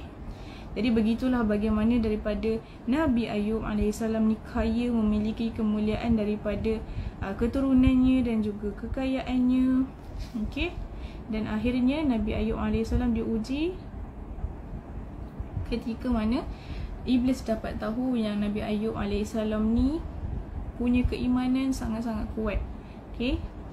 Dan Iblis juga memfitnah Nabi Ayub kerana apa? Kerana baginda ni walaupun dilihat oleh Iblis, Nabi Ayub alaihissalam ni walaupun kaya dan mempunyai ramai anak, mempunyai kelebihan daripada segi keturunan dan sebagainya, baginda tetap lagi taat kepada Allah. Okay, jadi itu yang membuatkan Iblis nak rosakkan iman Nabi Ayub alaihissalam, tetapi tak berhasil. Sampailah Nabi Ayub ni ada penyakit tu, tapi masih lagi Nabi Ayub berserah kepada Allah, masih lagi Nabi Ayub mencari Allah. Dia tak cari orang lain, dia tak marah kepada Allah SWT sekalipun. Okay, baik. Jadi kisah hari ni untuk anda itu sahaja. InsyaAllah esok saya akan sambung lagi kisah Nabi Ayub juga, yang mana kisah esok adalah berkenaan dengan Nabi Ayub alaihissalam sembuh dan apa yang berlaku. Esok saya kongsikan lagi dengan anda semua. Hebatnya Nabi Ayub. Ya betul, insyaAllah. Okay, jadi dalam cerita hari ni, okay, sangat jelas dia punya, orang kata, pengajaran. Jadi anda semua bolehlah, okay, dengarkan kisah Nabi Ayub ni. Kalau anda rasa boleh berkongsi, anda kongsikan kisah Nabi Ayub ni. Supaya apa? Supaya kita dapat inspired orang. Okay, kita nak rasa terinspirasi, bukannya sekadar dengan dengar orang punya apa, bukan, maksud saya macam mana, selain daripada kita dengar orang-orang hebat ataupun orang-orang yang kaya sekarang, okay, bagi talk dan sebagainya, bagi nasihat macam mana nak jadi kaya dan sebagainya. Okay, daripada selain daripada semangat-semangat macam tu, anda boleh juga cari semangat dalam sirah-sirah Nabi ni sebenarnya. Okay, saya teringin nak jadi macam akak yang sekarang. Akak yang sekarang macam mana tu? InsyaAllah, semoga Allah pemudahkan hidup awak, semoga Allah bagi yang terbaik untuk awak, semoga yang baik-baik yang Allah suka untuk awak boleh jadi, insyaAllah. Alhamdulillah, sama-sama. Kak, macam mana nak berubah? Di sini juga dapat belajar lagi tinggi ilmu, lebih banyak ujian. Ya, betul. Okay, semakin banyak ujian, semakin kita perlu tunduk kepada Allah SWT. Kita perlu dekat lagi kepada Allah, supaya apa, kita ni macam mana, kita kena rasa lebih bersyukur. Walaupun kita susah, kita kena rasa bersyukur. Okay, kita biasa dengar kan ayat sebegini, sekarang mungkin kita susah, okay, tetapi cuba fikir orang lain, ada yang lagi susah daripada kita sebenarnya. Okay, ingat itu saja. Susah macam mana pun kita, fikirlah orang lain pun ada yang lagi susah. Waalaikumsalam warahmatullahi wabarakatuh. Macam mana nak berubah? Okay, minta maaf saya sikit. Macam nak berubah, saya bukanlah seorang yang pandai memberi nasihat, tapi apa yang saya boleh kata, kalau nak berubah, kalau anda rasa, contohlah satu hari tu awak nampak kalau awak buat benda ni, okay, benda tu akan kelihatan baik. Okay, jadi buatlah. Kalau benda tu tak baik, jadi elakkanlah. Saya tak reti nak nasihat orang, tapi kalau satu hari tu awak rasa macam awak boleh buat banyak benda baik, cuba buat. Okay, jangan malas. Sebenarnya malas ni yang membuatkan kita susah nak berubah. Tapi cuba, okay, cuba perbaiki diri slow-slow. Okay, teringin nak pakai produk macam akak, tapi belum sampai masa lagi. Apa, insyaAllah slow-slow kita perbaiki diri dulu. Sebab saya tak suka sebenarnya. Saya tak suka, walaupun saya tak sesempurna, tak sesempurna bidadari, okay, tapi saya rasa macam saya tak suka sebenarnya bila orang condemn orang yang pakai pudar ni. Sebenarnya bukannya baik sangat pun. Okay, saya tak suka macam tu. Sebab cuba anda fikir, orang yang pakai pudar ni, dia bukannya pakai pudar terus jadi bidadari, terus jadi orang baik. Tidak. Okay, masing-masing dalam proses untuk perbaiki diri. Semua orang sedang perbaiki diri. Okay. Jadi kalau nampak benda salah, tolong tegur. Jangan condemn. Awak lagi tanpa dosa. Tak nak macam tu. Okay. Baik, kalau orang lain yang tak pakai purdah, kalau pakai tudung biasa-biasa tapi melepasi dada pun, janganlah condemn dia macam tak bagus ke apa. Semua orang dalam proses nak perbaiki diri. Jadi doakan orang. Okay, mana yang tak betul tolong tegur. Even saya sendiri pun, kalau anda nampak ada yang tak betul perbuatan saya, okay, anda boleh tegur, tak ada masalah. Okay, menerima teguran tu lebih baik daripada teruskan benda yang tak baik. Kes pakai niqab dah lama ke? Saya pakai niqab betul-betul lepas habis SPM. Betul-betul lepas habis SPM saya terus pakai. Nak kata lama, saya SPM tahun dah 5 tahun lah saya pakai. Dah 5 tahun saya pakai. InsyaAllah dah tua saya. Alhamdulillah. Kenapa saya jumpa ramai orang baik-baik ni? Itu rezeki sebenarnya. Okay, itu rezeki. Okay, ini pun salah satu cara untuk anda berubah. Kalau contohnya anda kenali seseorang, dia ni ada ilmu banyak. Okay, dia ada ilmu banyak, dia pandai nasihat orang, dia bab-bab agama ni dia pandai. Okay, bab-bab agama ke apa ke tak kisahlah, dia pandai dan dia baik orangnya. Cuma kalau anda lihat dia annoying, okay, tolak tepi annoying tu. Tolong dekat dengan dia, belajar apa yang patut. Okay, nak berubah kena sacrifice sesuatu. Dan kawan-kawan juga kena pilih. Okay, kawan-kawan yang anda rasa macam tak bagi kebaikan pun untuk anda, boleh tinggalkan. Okay, bukan maksud saya tinggalkan tu biar terus. Okay, anda dekat dengan orang yang baik. Okay, dekat dengan orang yang baik. Bila anda dah jadi orang yang baik, janganlah rasa diri baik. Anda masih lagi kena perbaiki diri. Okay, kalau anda rasa dah boleh catch up dan macam mana nak jadi orang yang baik, tarik balik kawan yang anda rasa kurang baik ni, kawan semula dengan dia. Okay, tolong dia juga, perbaiki dia juga. Okay, jangan tinggal kawan yang tak baik terus. Okay, bukan macam tu. Ataupun anda ajak sekali kawan tu perbaiki diri, tak ada masalah. Hidup ni senang nak perbaiki diri. Cuma kita ni atas kita punya, orang kata, keinginan tu nak berubah kan, teruskan. Okay, kalau anda rasa macam ada satu terlintas benda baik yang terlintas anda nak buat, jangan tangguh. Okay, akak ni orang mana? Saya orang mana? Saya lahir dekat KL, saya stay dekat Selangor. Dulu Kis belajar kat sekolah agama ke? Okay, ini satu perkara. Saya bukanlah orang yang belajar dekat sekolah agama daripada sekolah rendah saya belajar lah. Okay, sekolah menengah saya dah stop. Cuma saya ambil aliran agama sampai form 3. Tapi aliran agama ni biasalah, macam tahu kan, kalau sekolah menengah kita akan ada aliran agama yang mana kita belajar bahasa Arab, kita belajar tajwid, Quran lah, berkenaan dengan Quran. 2 ni saja kita belajar. Saya sampai tingkatan 3 je saya ambil aliran agama. Seterusnya saya tak sambung. Dan masuk diploma baru saya ambil kos pengurusan haji umrah. Dan saya bukanlah daripada sekolah agama betul-betul, pondok ke, bukan. Okay, jadi kadang saya rasa macam down jugalah, sebab saya bukanlah daripada background sekolah agama, tahfiz dan sebagainya. Tapi saya daripada kecil lagi saya cakap kat mak saya nak jadi ustazah. Tak kisahlah siapa-siapa tanya, saya nak jadi ustazah. Tapi bila sekarang dah besar, saya faham ustazah tu, title ustazah tu sangat berat. Jadi saya tak suka. Saya jadi apa yang saya nak jadi sekarang.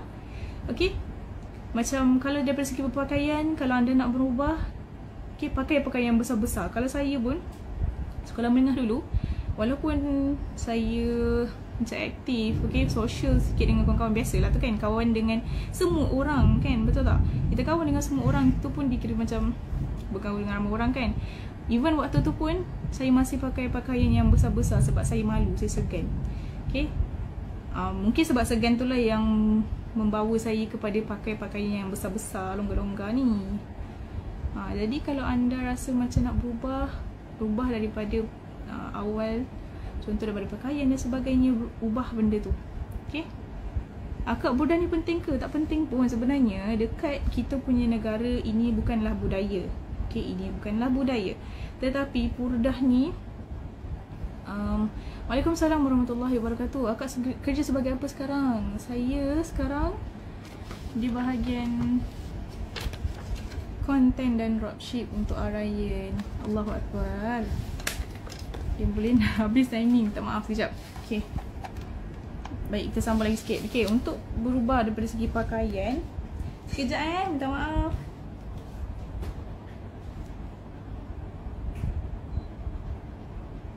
Okay, daripada segi pakaian, cuba pakai pakaian yang longgar-longgar, pakai handsock, pakai stocking. Okay, Waalaikumsalam warahmatullahi wabarakatuh. Hai.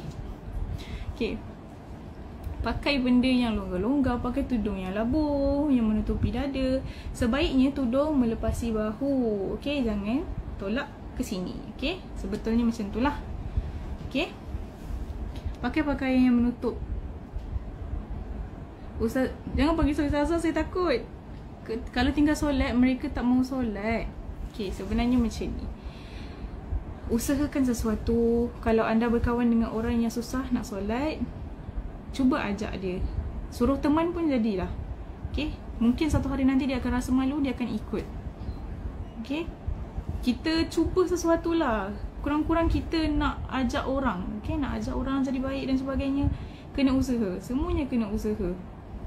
Okay, tak ada masalah pun. Cuma kita makan masa sedikit. Jangan terus condemn orang. Jangan sangat-sangat saya minta tolong. Jangan terus nampak orang tak solat, oh, dia tak ni kot, mungkin family dia tak ajar ke apa ke. Jangan macam tu. Okay, doa yang baik untuk dia. Cakap dalam hati, ya Allah, tolonglah bagi kat dia taufik dan hidayah. Bagi dia kelembutan hati untuk bangun berdiri, solat. Okay, jumpa dengan engkau ya Allah. Doa yang baik untuk orang. InsyaAllah orang akan doakan kita semula. Sebab kita tak tahu. Kita ni hidup, sebenarnya bagi saya, hidup kita untuk melihat kepada pengakhiran. Bukan pada awal, pada pertengahan, bukan. Okay, jadi kita tak tahu nasib kita sebenarnya. Okay, kita tak tahu. Mungkin sekarang, kita tak contoh jauh lah. Mungkin saya kan, anda semua nampak saya pakai burdah, pakai tudung labu dan sebagainya. Okay, jangan rasa diri baik. Okay, sebab kita tak tahu, mungkin satu hari nanti di pengakhiran hidup kita, okay, sebenarnya kita boleh jadi orang yang dah tak pakai dah baju-baju labuh, tudung-tudung labuh ni. Kita tak tahu. Jadi jangan condemn orang. Tolong doakan orang yang terbaik. Okay, cuba lead orang untuk benda yang baiklah. Sekolah menengah di Selangor ke? Saya sekolah menengah di Selangor. Saya sekolah di Puncak Alam. Saya tinggal di Puncak Alam. Betul, kuncinya apa tu? Mia, adab, sabar. Sabar tu saya jelas. Okay, makan saya angin pula. Akak, macam mana nak hidup bahagia? Macam mana nak hidup bahagia? Sandarkan kita punya pengharapan kepada Allah, percaya dengan Allah. Bagi saya lah. Okay, kalau kita nak rasa bahagia, kita kena percaya dengan Allah. Sandarkan harapan kita, sandarkan segalanya kepada Allah. Okay, jangan harap lebih Allah, jangan harap lebih daripada Allah. Okay, harapkan kepada Allah apa yang Allah bagi tu, benda yang sepatutnya kita perlu, bukannya kita nak. Macam tu. Okay, kalau nak rasa hidup bahagia juga, semuanya kita kena sederhana. Kita akan rasa semua akan jadi bahagia kalau semuanya kita, kalau dalam kehidupan ni kita bersederhana, semuanya kita akan rasa bahagia. Itu bagi saya lah. Mungkin bagi orang lain cara dia berbeza. Okay, untuk saya kalau nak bahagia macam tu lah. Semuanya kena sederhana kehidupan ni lah. Okay, jangan terlalu berlebihan. Okay, sekolah di Puncak Alam fasa 1. Ya, betul. Oh, dekat je kat Puncak Alam. Akak kat Meru Kelang. Oh, ya ke? Akak kat Meru. Kawan-kawan saya pun ada kat Meru. Banyak kat sana. Saya orang Puncak Alam, duduk Puncak Alam. Tapi sekarang dah bekerja, duduk di rumah sewa lah. Duduk di Seri Damansara, rumah family dekat Puncak Alam. Okay, jadi macam itulah kita. Okay, daripada kisah-kisah Nabi ni lah kita boleh relate dengan kehidupan sekarang, apa yang kita perlu buat, macam mana nak pupuk diri jadi orang yang lebih baik. Mungkin kita tak mampu nak ikut sama seperti para Nabi terlebih dahulu, terdahulu, maafkan saya. Okay. Tapi kita cubalah contohi mana yang terbaik. Okay. Nama saya mengajar di fasa 1. Oh ya ke? Cikgu apa tu? Jejak kasih pula kat sini Okay. Jadi macam tu lah. Saya tak tak reti nak nasihat. Tapi daripada pengalaman saya sebelum saya pakai purdah sampailah saya pakai purdah, macam tu lah saya, macam mana saya bawa diri saya nak berubah. Okay. Cerita sikit lah. Dulu saya seorang yang aktif di sekolah menengah. Okay, saya seorang yang aktif. Saya main softball, saya pergi masuk drama, saya masuk apa lagi, tarian tradisional dan sebagainya. Okay. Lepas tu setiap kali dekat sekolah tu, setiap kali ada persembahan saja saya akan perform nyanyi. Okay, takkan miss, without miss. Saya memang suka sangat menyanyi. Okay. Jadi waktu tu saya rasa saya ni nakal sangat. Tapi dalam hati saya ni, saya nak jadi orang yang lembut. Saya nak jadi orang yang, yelah, orang yang lembut. Orang yang pergi, bagi saya dulu, orang yang pergi sekolah agama tu, diorang pakai tudung labu. Okay, diorang pakai yang tutup aurat dan sebagainya, pakai baju hilia, pakai seluar yang longgar-longgar. Saya rasa macam saya suka jadi orang yang lembut macam tu. Tapi luaran saya ni, saya aktif. Okay, saya aktif, sangat-sangat aktif. Jadi saya pun macam, ya Allah, apa lah nak jadi kan. Masa saya sekolah menengah ni, saya fikir apa nak jadi. Okay, akan nampak lebih selesa dengan purdah. Alhamdulillah. Sebenarnya purdah ni yang buat saya lebih sebenarnya dulu saya seperti yang saya cakap, saya seorang yang sangat aktif. Jadi saya suka bercakap dengan orang tu, saya suka bercakap dengan orang ni, main softball, main tu, main ini, semua saya main, saya cuba. Okay. Jadi saya pun macam dah tak tentu arah dah sebenarnya masa dekat sekolah. Kis bukan sekolah agama ke? Saya bukan sekolah agama, saya sekolah menengah biasa saja. Masuk diploma baru saya lebih sikit. Sekolah agama saya ada ambil aliran agama sampai tingkatan 3 saja. Tapi itu pun bukanlah agama, kos agama yang lengkap lah. Wah, pandai menyanyi ni. Tak adalah, saya tak pernah menyanyi pun. Suka-suka je. Okay, saya start pakai purdah 2017. Alamak. Okay, saya start pakai purdah itu time tu lah. Okay. Jadi time tu saya sekolah menengah, saya macam-macam lah yang saya buat aktif sangat kat sekolah ni. Tu nak masuk ini, nak masuk, semua kita nak masuk. Sampai saya rasa macam, saya dah terlalu expose diri dekat orang. Tapi saya nak jadi macam orang yang lembut, orang yang macam, bila kita tengok seseorang tu macam, kadang saya tengok macam kawan saya lah, sekolah agama kan, dia pakai tudung labuh, tak payah pakai purdah pun tak apa. Dia pakai tudung labuh, pakai baju yang tutup, pakai handsock, pakai stokin penuh ni semua. Saya tengok, ya Allah, tenang ni tengok dia ni, lembut je tengok. Okay. Lepas tu saya rasa macam, manalah niat aku dulu masa kecil-kecil nak jadi ustazah kan. So saya pun macam, okay lah, tak apalah. Saya slowly ubah diri, masuk saja diploma. Saya terus jadi orang yang senyap. Okay, senyap lepas saya pakai purdah. Saya jenis orang yang macam, jadi orang yang sangat garang. Kalau nak tahu, dekat college dulu, sambung diploma di mana? Saya sambung diploma dekat College Professional Baitul Mal. Kalau tahu, di Ceras. Kerjalah dunia pasti tidak dapat. Kalau dapat pun pasti tak banyak. Kalau banyak pasti tak puas. Betul. Nice quote. Okay. Jadi bila saja saya masuk diploma, saya dah pakai niqab waktu tu. Okay, saya mula hidup baru untuk diri saya. Kalau dekat college tu, semua orang kenal saya sebagai seorang yang sangat garang. Saya sangat garang. Okay, lelaki, mana-mana lelaki pun kalau nak tegur ke apa, nak gelak-gelak dengan saya diam je. Saya diam. Dia bukan diam malu tau, tapi dia diam macam nak marah orang. Dia macam tu. Saya jenis, kalau garang-garang betul lah. Okay, sampai orang anti saya jugalah sebab saya macam, sebab saya tak layan orang, tapi saya layan perempuan. Okay, itulah. Saya mula berubah daripada segi sifat saya macam tu. Okay, niqab ni buat saya jadi macam lebih nak mengecilkan diri saya. Okay, sesederhana boleh jadi manusia. Okay, jangan terlalu over. Macam tu lah masa mula-mula saya start pakai purdah. Jadi nak berubah tu sebenarnya untuk saya lah. Okay, bagi saya lah. Mungkin saya punya ujian, okay, saya punya ujian untuk berubah masa pakai purdah ni. Masa awal-awal dulu, ujian dia nak terus pakai purdah ni tak susah. Okay, family pun tak ada masalah untuk terima saya pakai purdah. Cuma pada awal tu sikit lah. Tapi tak berat lah ujian tu. Tapi ujian saya dalam berpurdah ni lain. Sangat besar ujian dia. Tapi itulah, penat sebenarnya, penat. Dia bukan ujian daripada segi keluarga lah, daripada segi lain. Macam tu lah saya. Daripada segi nak ubah cara pakaian tak ada masalah sebenarnya. Dan bagi saya orang lain berbeza lah ujian dia. Okay, kalau nak pakai purdah ni, kalau boleh betulkan dulu pakaian dan sebagainya. Okay, kemudian boleh pakai purdah. Okay, bila pakai purdah ni, tak tahulah orang lain. Okay, saya rasa anda akan automatik, okay, jadi orang yang sangat pemalu. Sangat pemalu. Okay, ini pun saya sebenarnya boleh cakap dengan lebih lantang lagi dengan orang. Okay, tetapi sebab saya pakai purdah jadi macam okay, kena kawal.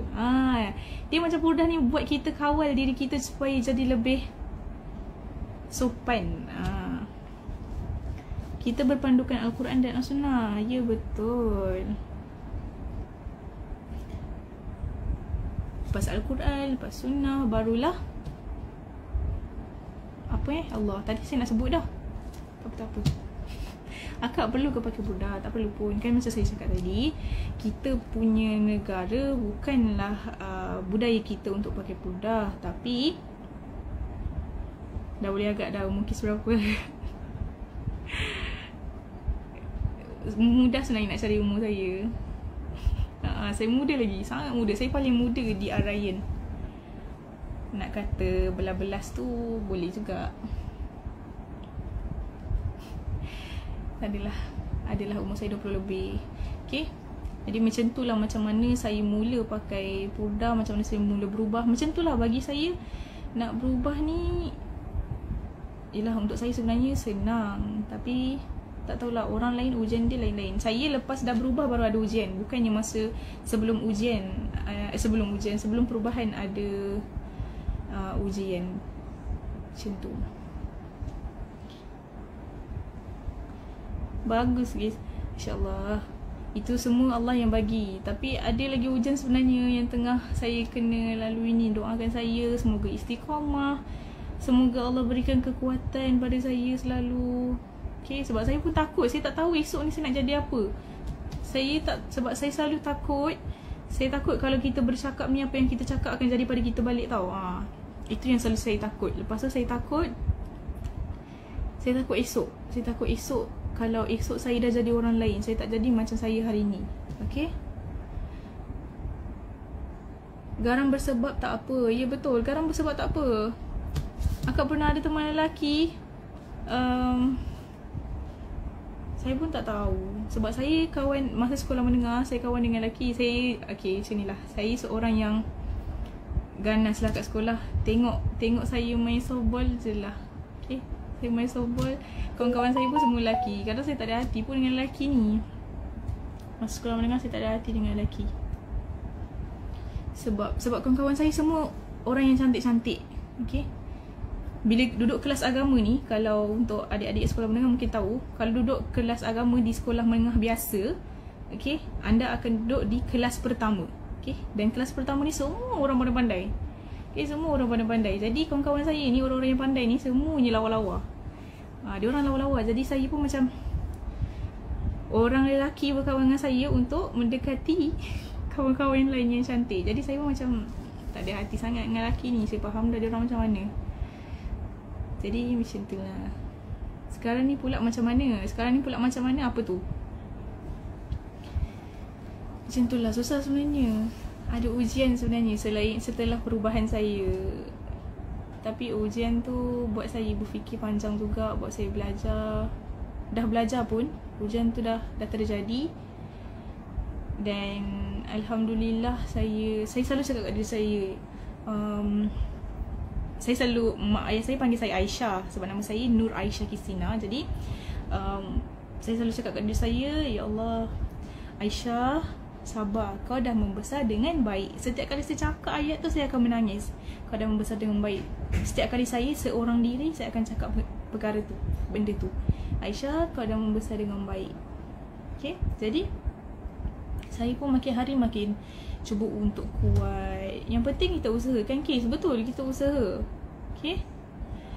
Saya sedih pula. Ya Allah, bila kita duduk sendiri ni kan, bila dah mula nak membesar sendirian ni, bila saya asyik cakap apa benda tu, saya cakap Aisyah, kau dah membesar dengan baik. Saya rasa sangat sedih. Maksudnya ayah dengan mak saya dah didik saya sebaiknya, Alhamdulillah.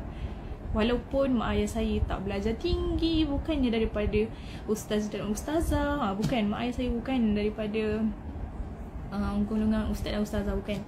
Okay, saya sendiri cari. Alhamdulillah, mak ayah saya walaupun tak bagi, bukan tak bagi, mak ayah saya dah bagi, dah hantar saya pergi sekolah agama dan sebagainya. Cukup dah.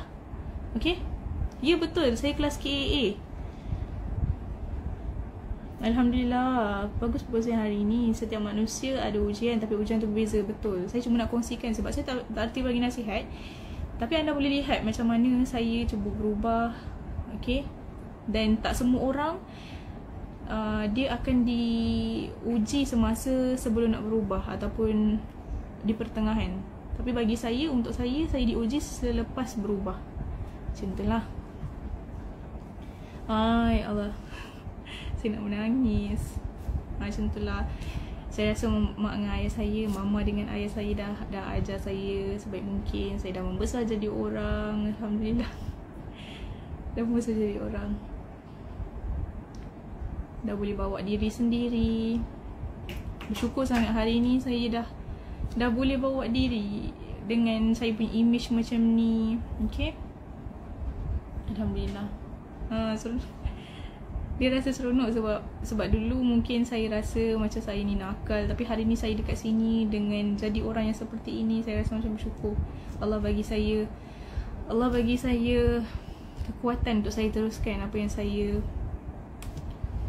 perlu buat untuk dia. Kelas KA tu apa Kak? Tu Kak masih tak bagi tahu, kelas aliran agama. Macam mana boleh kerja dengan Datin Fiza? Saya kerja dengan Datin Fiza sebab mak saya selalu tengok. Sebab mak saya selalu tengok Datin Fiza dekat live. Okay. Masa mak saya bagi tahu tentang Datin Fiza ni, saya tengah intern. Masa tengah intern, saya anak sulung. Sebab tu saya boleh lepas, maksudnya saya boleh duduk sendiri dan sebagainya sebab saya anak sulung. Mak ayah bahagia lihat akak macam ni. Alhamdulillah, saya harap mama dengan ayah saya bahagia juga. Hai, ujian kuat macam mana selepas berubah akak? Apa pendapat akak tentang hidup? Pendapat saya tentang hidup, saya nak bagi tahu anda sikit lah kan. Saya sebenarnya suka menulis puisi. Jadi mungkin apa yang saya cakap depan anda mungkin tak seperti orang yang menulis puisi, tapi secara peribadinya saya selalu menulis puisi. Okay, kalau bercakap tentang hidup ni, untuk saya banyak sangat luas hidup ni. Okay, nak cakap tentang hidup takkan habis. Sebab saya ada seorang kawan, dia suka juga menulis puisi. Kalau kita orang bercakap tentang hidup, takkan habis kita orang punya sembang tu. Kadang kita reflect diri kita, lepas tu kita kaitkan dengan Allah. Benda tu buat kita jadi sedih tau. Bergegar. Saya rasa jantung saya menggigil tau. Sebab saya rasa macam, InsyaAllah saya dah besar, Allah dah bagi saya, dah rezekikan saya umur sampai sekarang ni, dengan saya sekarang macam ni. Alhamdulillah, saya harap doa anda semua juga supaya anda doakan saya jadi anak yang soleha, jadi orang yang bermanfaat untuk agama dan semualah. Anak sulung banyak tanggungjawab. Ya betul. Walaupun adik-beradik saya dengan adik saya je, kami 2 orang, tapi saya rasa saya kena lebih cepat dalam kehidupan untuk saya banggakan dan bahagiakan mak ayah saya. Kat mana boleh tengok puisi akak? Saya selalu tulis kat Twitter, tulis kat buku, tapi saya tak pernah expose kat orang. Akak boleh tak saya nak jadi sahabat akak? Boleh, tak ada masalah. Boleh follow IG saya. Tapi saya punya IG tak ada apa-apa pun. Dekat situ saya selalu tulis puisi. Dekat IG saya selalu tulis puisi. Anda boleh tengok lah. Okay. kena follow Twitter Kiss. Twitter tak ada siapa boleh follow. Sebab saya selalu buat busy kat situ, saya segan. Kalau akhirat kau kejar, pasti dapat. Sudahlah, pasti banyak. Sudahlah banyak, pasti kau puas. Sudahlah puas, abadi selamanya. Bagus, ayat dia saya suka. Perkongsian tentang pengalaman Christina sangat bagus. Alhamdulillah, terima kasih. Semoga apa yang saya kongsikan dapat bagi pengajaran ke orang lain juga. Alhamdulillah. Walaupun dapat hidayah awal, saya takut juga. Sebab saya takut pengakhiran saya macam mana. Saya minat puisi sebab puisi banyak yang dilaluikan. Betul. Terima kasih. Semoga Allah merahmati kita. Amin. Alhamdulillah.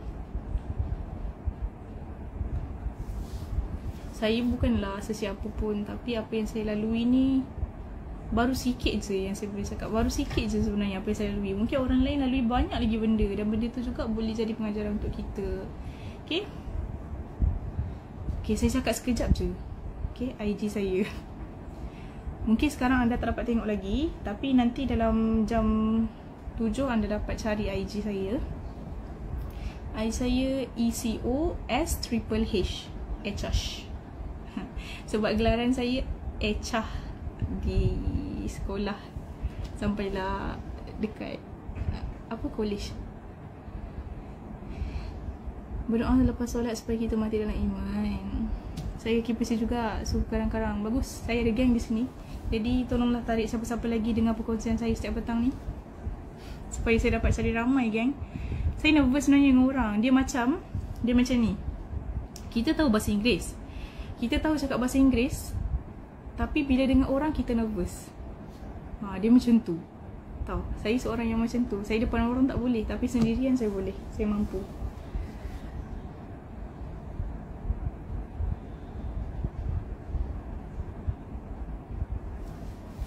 Dapat ke IG saya? Okey dah, tu je lah. Okey, saya tahun pakai purdah tapi mak tak bagi. Itu antara ujian jugalah. Ni kita punya adik seorang ni, dia cakap mungkin dia nak cakap saya tahun ni pakai purdah tapi mak tak bagi. Ini ujian. Kawan-kawan saya pun ada ujian yang seperti ni, mak dia tak bagi. Okey, sebab mungkin ada setengah ibu bapa rasa yang anak dia tak cukup bagus lagi ataupun tak cukup baik lagi untuk pakai purdah. Tetapi bagi saya lah kan, ini bagi saya, purdah ni lah yang buatkan diri kita lebih rasa segan, lebih jadi pemalu, lebih jadi seorang perempuan lah. Sebab perempuan ni sifatnya kena jadi seorang yang pemalu, okay? Bersederhana dalam apa pun yang dia buat, tak perlu over. Kalau gelak pun kena slow dan sebagainya kan. Macam tu lah sepatutnya kita. Okay, saya dah dapat IG Kiss. Awak memang dah dapat IG saya. Last soalan, kat mana beli hand socks? Hand sock ni saya beli dekat Shopee. Bagus juga seller ni. Tengok dah sampai tahap ni dah. Okay, tak apa, sekejap je, hari ni je. Okay, hand sock ni saya beli kat Shopee. Bagus seller dia sebab ada bahagian yang terkoyak pada hand sock ni, tapi diganti yang baru. Saya nak pulang tapi dia tak nak. Bagus, anda boleh pergi cari. Kongsi kebaikan untuk anda juga. Sekejap saya cari. Mak tak bagi cari pasangan, izinkan you berbudak. Macam mana tu? Saya tak dengar IG. Nak belajar juga puisi. Kiss dah ramai followers sekarang ni, Masya Allah. Alhamdulillah. Tapi follow saya untuk benda yang baik, okay? Jangan follow saya untuk benda yang tak baik. Kejap saya cari kejap. Handsock anda. Satu. Kejap, handsock Masya Allah. Okay, cari dekat Shopee. Nama dia Red Tuna. Okay, Red Tuna. Tak apalah, saya type lah dekat sini nama IG tu. Itu Red Tuna yang saya tulis tu, itu hand sock yang saya pakai sekarang. Dan yang kedua, anda boleh cari juga Nurbella Boutique.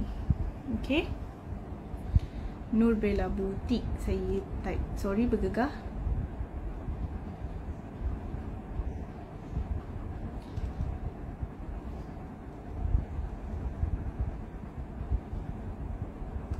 Nama saya Nur Aisyah Christina. Jadi faham apa yang saya tulis last ni, okay? Orang panggil saya Echah, tapi anda semua kena panggil saya Christina. Okay. Alhamdulillah, ya Allah. Tak tahu kenapa tapi saya lega berkongsi dengan anda hari ini. Okay, jadi samalah macam kisah Nabi Ayub. Janganlah kita, kita kembali balik, janganlah kita putus asa. Walaupun kita dah hidup susah dan sebagainya, walaupun kita ditimpa ujian, jangan putus asa. Kembali balik kepada rahmat Allah, cari balik Allah, sandarkan pengharapan kepada Allah. Percaya, okay, percaya. Saya nak anda percaya. Percaya ni buatkan anda lebih bahagia sebenarnya. Okay, betul, percaya cakap saya tu. Percaya dengan Allah, sandarkan hati kita ni, kita akan rasa lebih tenang sebenarnya. Itu kunci dia bagi saya lah. Okay, anda boleh cubalah pada diri anda. Okay, semoga mungkin serba sedikit saya punya perkongsian hari ini dapat bantu anda. Okay, anak-anak akak tanya bila lagi nak cerita kisah para Nabi. InsyaAllah esok. Saya nampak macam anak akak ramai ya. Ada 3 orang, betul tak? Okay, so esok kita akan sambung lagi kisah Nabi Ayub. Kalau terlepas kisah-kisah sebelum ni, boleh pergi ke IGTV kita, boleh tengok balik video-video. Boleh. Tapi kalau cari sekarang takkan jumpa tau. Saya cakap nama yang bawah sekali tu takkan jumpa sekarang. Sebab saya deaktif IG saya. Sebab IG saya macam tak ada apa-apa. Saya rasa macam tak payahlah, takut orang ganggu, sebab saya deaktif. Esok jam berapa mula? Waalaikumsalam warahmatullahi wabarakatuh. Kita mula jam 4. Okay, InsyaAllah lah. Kalau tak ada apa-apa masalah ataupun tak busy sangat, saya akan mula jam 4 tepat ataupun awal lagi. Tapi kalau saya ada kerja dan busy, saya minta maaf, mungkin sedikit lambat. Okay, jadi habis dah soalan? Boleh kita endkan live ni? Boleh tak?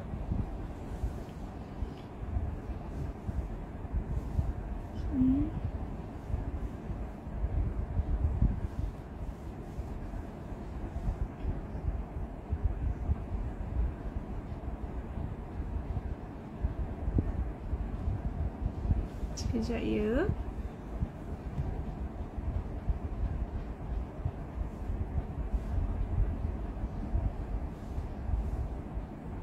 Ya Allah, sejuknya.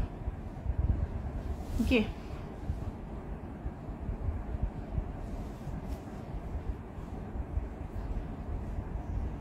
Jadi boleh saya habiskan live kita petang ni tak? Tak ada apa-apa soalan kan? Saya pun dah habis kisah saya, cerita saya hari ni. InsyaAllah kita sambung lagi esok. Allahu Akbar. Kenapa macam ni? Okay, tak apa. Alhamdulillah, saya pun seronok sebab ada ramai orang kat sini. Kita ada dekat IG Arayan Hijrah Global, Sembilan Berhad. Kita ada dengan follower di TikTok. Kita ada dengan follower di Arayan Hijrah juga.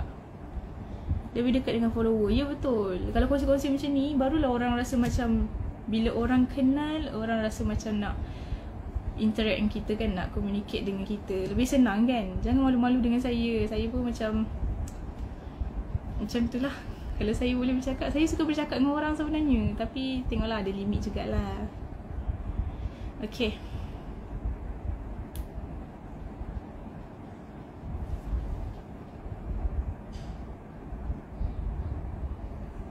Baik. Jadi saya nak tutup perkongsian kita petang ni. Sama-sama kita dah tangan, baca doa. Okay. Maafkan saya. Bismillahirrahmanirrahim. Subhanakallahumma wa bihamdika asyhadu an la ilaha illa anta astaghfiruka wa atubu ilaik. Bismillahirrahmanirrahim. Wal 'asri innal insana lafi khusr illa allazina amanu wa 'amilus solihati wa tawasaw bil haqq wa tawasaw bis sabr. Amin amin ya rabbal alamin. Amin. Kalau malu bab ilmu tak apa. Kalau jangan malu tentang ilmu, bab ilmu ni jangan malu bertanya. Okey, bab-bab lain berpada-padalah. Okey. Sama-sama Kak Masita. Terima kasih teman saya petang ni. Okey, untuk anda, ni saya nak nak kenalkan juga kepada anda sebelum saya terlupa. Okay, saya punya dropship. Okay, kita ada di sini Al-Rayyan Hijrah Masjid Takis. Kalau anda berminat nak beli Quran, anda nak tanya pasal Quran kita, nak tanya pun tak apa, anda boleh pergi sekarang dekat kat Masjitah. Kita dekat Masjitah, kita ada kat Mazlina, Al-Rayyan Hijrah Ipoh Mali. Okay, banyak lagi. Al-Rayyan Hijrah di SKL ada dan sebagainya. Banyak lagi anda boleh pergi cari kita punya dropship. Okay, boleh dapatkan kita punya Quran melalui dropship kita. Okay, sama-sama Kak Diana.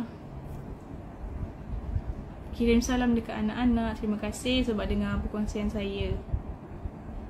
Okay, itu dia nombor Kak Masita. Jadi bolehlah WhatsApp Kak Masita kalau ada apa-apa pertanyaan berkenaan dengan Al-Quran. Okay, baik, kita dah tutup kita punya perkongsian dengan bacaan doa. Jadi tibalah masanya untuk kita end live sekarang. Sebab sekarang dah jam 5.35 dah nak pukul 6. Okay, jadi kita jumpa lagi esok. Terima kasih banyak-banyak. Assalamualaikum. Bye. Senyum dia orang jawab salam. Masya Allah. Alhamdulillah, kita jumpa esok lagi. Okay, bye.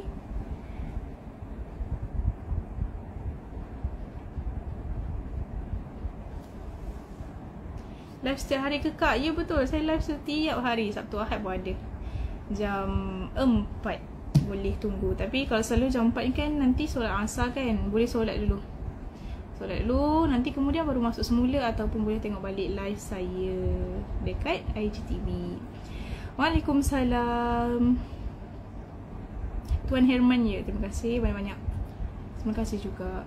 Sama-sama. Okay, kita jumpa lagi esok. Bye-bye.